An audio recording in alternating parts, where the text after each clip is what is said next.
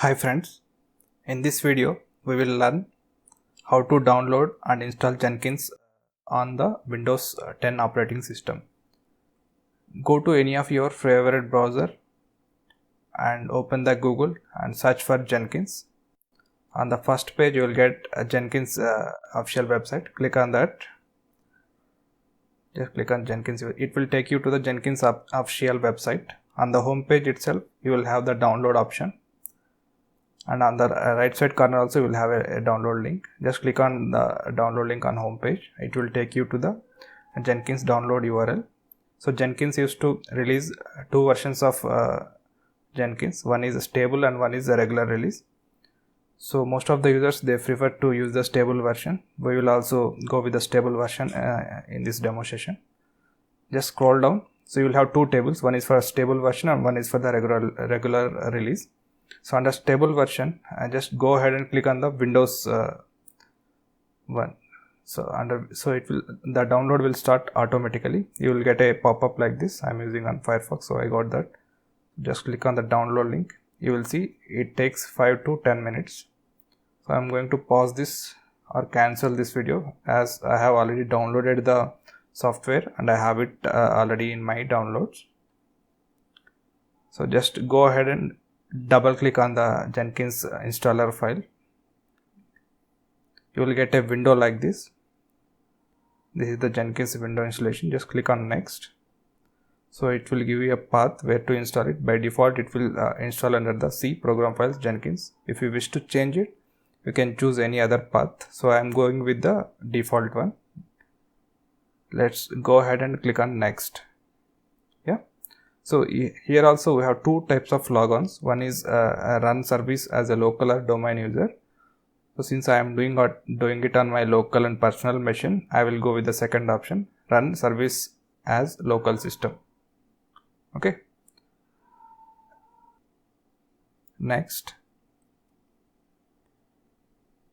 And here we have an option to choose the port, which port we would like to run. So by default it will recommend to go with the 8080. So in this case I am choosing the different port. So 8084, it says it's already in use. So I will try to choose a different port, 8085. Click on the test port. If you get a green tick mark, that means this port is available. You can go ahead and click on next. Okay, in the next installation screen, we have an option to choose the Jenkins Java version for Jenkins. So in my case, I have JDK 1.80 installed. By default, Jenkins is able to recognize that and picked up that. Okay. So if you wish to change to any other JDK version, you can click on change and choose the relevant version for your installation. And the next screen, we have a custom setup.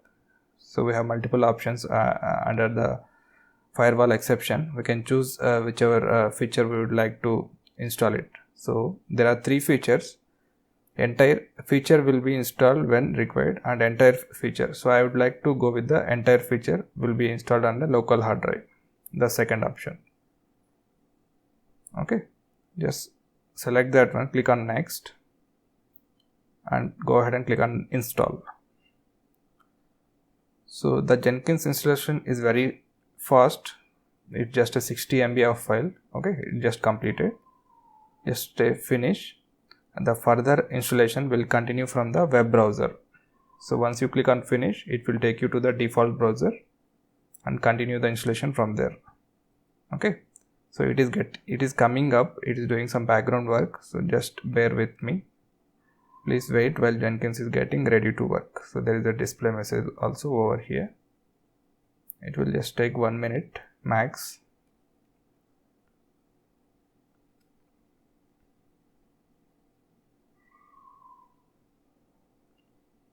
Come on. Okay, we got the Jenkins unlock screen. So for security reason, Jenkins has a feature to unlock the Jenkins. We just have to copy that command given there. Open from the run command. Open that file and take the password. Paste it here to proceed with further installation. Okay. Again, we have two types of customize Jenkins installation options here. One is install suggested plugins. Other one is select plugins to install. So by default, Jenkins is recommending to have some default plugins installed, or we have a choice to choose the selected plugins for the installation.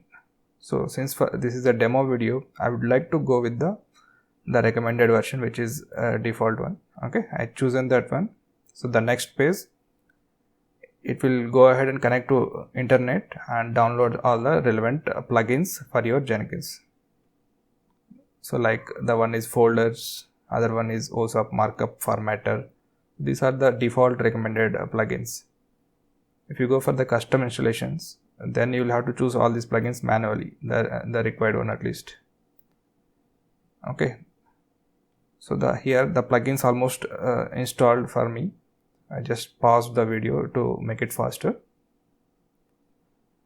Okay, the next screen is it is recommending to create the first time admin user. We have a choice to skip this also. In the bottom you can see skip and continue as admin, but I would like to create one user for this installation. And all these four or five options are mandatory. We don't have a choice.